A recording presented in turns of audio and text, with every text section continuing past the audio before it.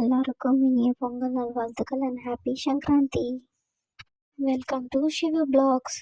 இந்த பிளாக்ல எல்லா லேடிஸ்க்கும் இருக்கிற ரொட்டீனை பற்றி தான் பேச போகிறேன். பட் இது கொஞ்சம் ஸ்பெஷல்.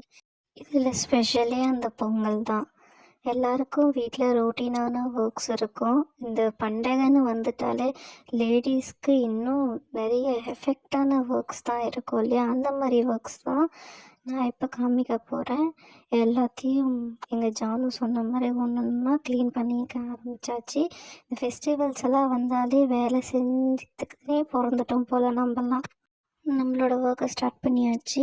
இதுக்கு நடுவில் இந்த சேனலை எதுக்காக ஸ்டார்ட் பண்ணோம், எப்படி ஸ்டார்ட் பண்ணோன்றது உங்கள்கிட்ட கொஞ்சம் பகிர்ந்துக்கிறேன். தலைவன் விஜய் சேதுவை பார்த்து தான் அந்த சேனல்லே நான் ஓப்பன் பண்ணேன்.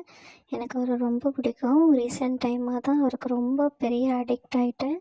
ஃபேமிலி ப்ராப்ளம், ஃபேமிலி சுச்சுவேஷன்னால் ரொம்ப மென்டல் ப்ரெஷரில் இருந்த என்ன ரொம்ப ரிலீஃபாக சிஸ்டர்ஸ் தான் சொன்னாங்க, இதை பாரு, இதை பார்த்தா வந்துட்டு உனக்கு கொஞ்சம் ரிலீஃபாக இருப்ப நீ அப்படின்னு சொல்லி ஸ்டார்ட் பண்ணது தான். பட் அது வந்துட்டு ஒரு அடிக்ஷனாகவே ஆகி டே நைட் பார்க்க ஸ்டார்ட் பண்ணியாச்சு. இப்போ ரொம்ப ரிலீஃபாக இருக்குதுன்னு சொல்கிறத விட அப்படி ஒரு விஷயம் லைஃப்பில் நடந்துச்சுன்றதே கொஞ்ச நாளாகவே மறந்துட்டு ஜாலியாக லைஃப்பை என்ஜாய் பண்ணிகிட்ருக்கேன். தலைவன் எப்போவுமே சொல்லுவார், லைஃப்பை ஒரு வாட்டி என்ஜாய் பண்ணி பார்த்துடணும், இன்றைக்கி இருக்கிற நம்ம நாளைக்கு இருப்போமான்னு தெரியாது அப்படின்ட்டு ஒரு வீடியோவில் சொல்வார். அதுக்கப்புறம் தான் ரொம்ப இன்ஸ்பயர் ஆகி இதை ஸ்டார்ட் பண்ணவே ஆரம்பித்தேன். அதுவும் இந்த ஸ்டார்ட் பண்ணுறதுக்கான ரீசனும் அவர் தான். ஏன்னா அவரே சொல்வார், யாரை நீங்கள் ஸ்டார்ட் பண்ணுறதுனாலும் ஒரு யூடியூப் சேனலை ஜஸ்ட்டு ஒரு ஃபோன் இருந்தால் போதும், யார் வேணால் ஸ்டார்ட் பண்ணலாம், இதுக்கு எந்த ரெகுலேஷனும் இல்லை அப்படின்ட்டு அதை திங்க் பண்ணி உடனே ஸ்டார்ட் பண்ணியாச்சு. அதுவும் Jan 1 தான் நாங்கள் ஸ்டார்ட் பண்ணோம். ஏன்னா தலைவரோட ஒரு பர்த்டேவும் அன்றைக்கே நாங்கள் இந்த சேனலை ஸ்டார்ட் சிஸ்டர்ஸ் எல்லாம் நாங்கள் எல்லோரும் சப்போர்ட் பண்ணுறோம், நம்ம எல்லாருமே சேர்ந்து பண்ணலான்னு ஸ்டார்ட் பண்ணது தான் இந்த சேனலில். இது லைக் வருதோ, ஷேர் வருதோ, கமெண்ட் வருதோ தெரியாது. பட் இப்போ வந்துட்டு நல்லா இருக்குது. ஒரு டிஃப்ரெண்ட்டான வேர்ல்டில் வந்த மாதிரி இருக்குது. நம்ம ரெகுலராக நம்ம டெய்லி லைஃப்பில் பண்ணுறத தான் நாங்கள் அப்லோட் பண்ணிகிட்ருக்கோம். இந்த ஃபீல் ரொம்ப நல்லாவே இருக்குது. ஸோ பேசிகிட்டே நம்ம வந்துட்டு எல்லாமே க்ளீன் பண்ணியாச்சு. இப்போ வெஜிடபிள்ஸ் கட் பண்ண ஸ்டார்ட் பண்ணியாச்சு. எங்கள் நேட்டிவ் சைடு எந்த மாதிரி நாங்கள் சாமி கும்பிட்றோன்றது தான் இந்த வீடியோவில் இருக்குது. லைக் நாங்கள் வந்துட்டு நம்ம வந்துட்டு இப்போ 5 பொரியலுக்கான வெஜிடபிள்ஸ் தான் கட் பண்ணிகிட்ருக்கேன்.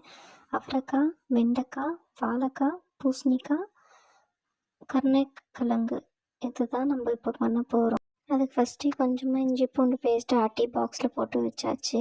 இப்போ டொமேட்டோ, ஆனியன், கறி லீவ்ஸு, கொத்தமல்லி எல்லாம் தனித்தனியாக கட் பண்ணி வச்சுட்டு, வெண்டைக்காய், அவரைக்காய், பூசணிக்காய் எல்லாமே கட் பண்ணி ஆல்ரெடி வச்சாச்சு.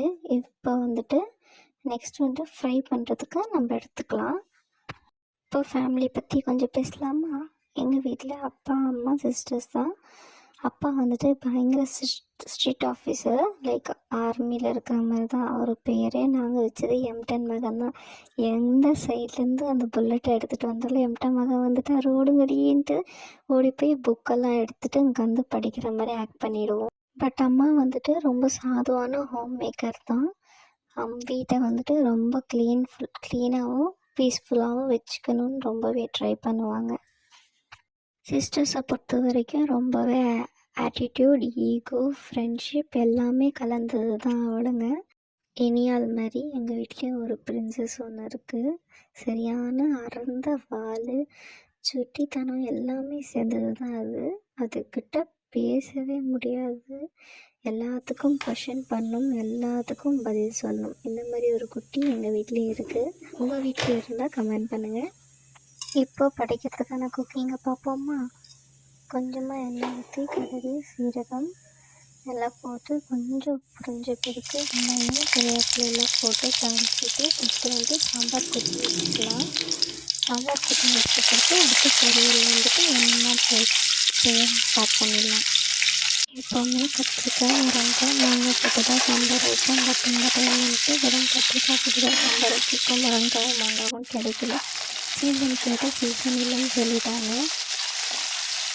அது நல்லா ஃப்ரை ஆகிட்டு இருக்கும்போது அதில் கொஞ்சமாக மிளகாத்தூள், கொஞ்சமாக சாம்பார் தூள், கொஞ்சமாக உப்பும் போட்டுட்டு கரைச்சி வச்ச புளியை வந்துட்டு அதில் கொஞ்சம் ஊற்றிக்கலாம். அதுக்கப்புறமா நம்ம கடைஞ்சி வச்ச பருப்பை வந்துட்டு அதில் ஊற்றி கொஞ்ச நேரம் கொதிக்க விட்டு எல்லாத்தையுமே கொத்தமல்லி தூவி இருக்கிறேன். வெண்டைக்காவை வதக்கி பொரியல் பண்ணி எடுத்து வச்சாச்சு. அதுக்கப்புறம் அவரைக்காவை வதக்கி பொரியல் பண்ணியாச்சு.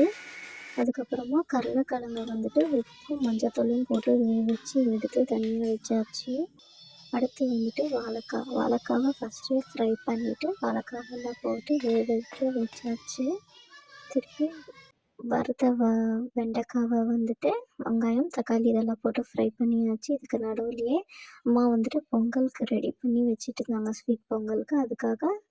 அதுக்காக கொஞ்சமாக முந்திரி திராட்சையை நெய்யில் போட்டு வறுத்து அதை வந்துட்டு சக்கரை பொங்கல்லே கொட்டி கலாரி சைடில் வச்சாச்சு. இதுக்கப்புறமா மொச்சக்கொட்டையும் பூசணிக்காவும் போட்டு கொஞ்சமாக கிரேவி மாதிரி வச்சாச்சு. ஏன்னா மொச்சக்கொட்டை தான் எங்கள் படைசலில் ஃபஸ்ட்டு மெயினான டிஷ்ஷு. அதை வச்சு தான் எங்கள் ஊர் சைடெல்லாம் படைப்பாங்க. அடுத்து வந்துட்டு கருணக்கிழங்கு.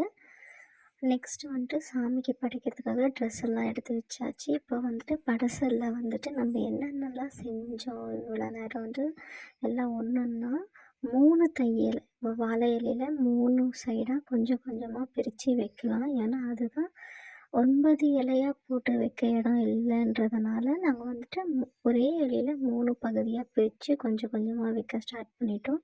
ஃபஸ்ட்டு சக்கரை பொங்கல் வச்சாச்சு. அதுக்கப்புறம் கொஞ்சம் கொஞ்சமாக செஞ்ச பொரியல் எல்லாம் வைக்க ஸ்டார்ட் பண்ணியாச்சு. வெண்டைக்காய், பூசணிக்காய், அவரைக்காய், கருணக்கிழங்கு இதெல்லாம் வச்ச பிறகு கொஞ்சமாக சாதம் 3 பகுதியாக பிரித்து கொஞ்சம் கொஞ்சமாக வைக்க ஸ்டார்ட் பண்ணியாச்சு. சாதத்துக்கு மேலே கொஞ்சமாக பருப்பு, தயிர், எண்ணெய் இதெல்லாம் கொஞ்சம் கொஞ்சமாக வச்சு நம்ம வந்துட்டு சாமிக்கு நாங்கள் வந்துட்டு சாமிக்கு இந்த மாதிரி தான் படைப்போம். நீங்கள் எந்த மாதிரி படைப்பீங்கன்றதை கமெண்ட் பண்ணுங்கள்.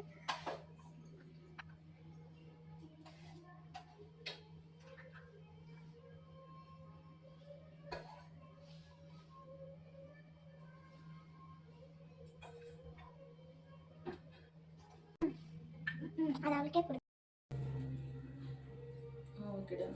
9 இலையா போட இடம் இல்லைன்றதுனால எங்கள் வீட்டில் சின்ன சின்னதாக கட் பண்ணி 9 இலையா போட்டு அதுக்கும் கொஞ்சம் கொஞ்சமாக எல்லாத்தையும் வச்சாச்சு.